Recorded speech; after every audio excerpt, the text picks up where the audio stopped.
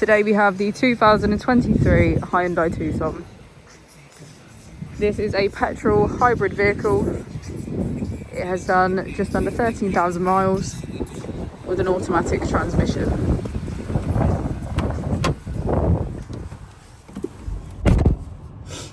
To the left of our steering wheel, we have voice control as a feature, and on the right we have cruise control.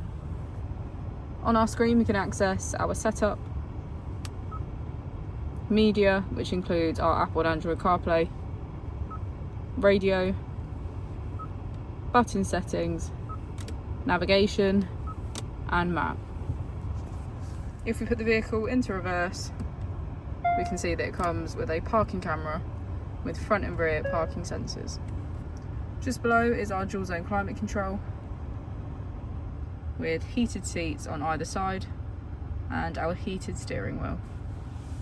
As we go into the back of the vehicle, we can get a good view of our panoramic roof and see that all of our seats are full of black leather.